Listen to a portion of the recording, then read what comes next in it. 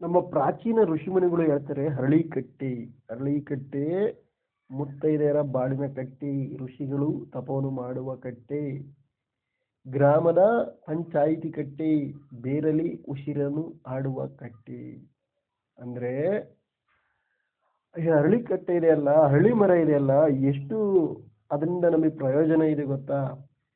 ಅದು ಆಮ್ಲಜನಕ ಜಾಸ್ತಿ ಬಿಡುತ್ತಂತೆ. ಅದರಿಂದ ಅದ್ರ ಕೆಳಗಡೆ ಇರೋದ್ರಿಂದ ಹಾರ್ಟ್ ಪ್ರಾಬ್ಲಮ್ ಇರ್ಬೋದು, ಇನ್ನು ಅತ್ಯಂತ ಹೇರಳವಾದಂತಹ ಆರೋಗ್ಯ ಸಮಸ್ಯೆಗಳು ನಿವಾರಣೆ ಆಗ್ತಾವಂತೆ. ಅದಕ್ಕೆ ನಮ್ಮ ಹಿರಿಯರು ಅರಳಿಕಟ್ಟಿ ಪೂಜೆ ಮಾಡಬೇಕು, ಅದ್ರ ಕೆಳಗಡೆ ಕೂತ್ಕೊಂಡು ಪಂಚಾಯಿತಿ ಮಾಡಬೇಕು.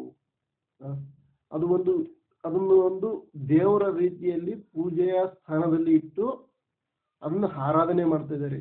ಯಾಕೆ ಅಂತಂತಂದ್ರೆ ಈ ರೀತಿನಾದ್ರೂ ಆ ಹರಳಿ ಮರದೊಳಗಡೆ ಕೆಳಗಡೆ ಓಡಾಡ್ಲಿ ಜನಗಳು, ಅದರಿಂದ ಅವರ ಆರೋಗ್ಯಕ್ಕೆ ಅನುಕೂಲ ಆಗ್ಲಿ ಅಂತ ಮಾಡಿರೋದು.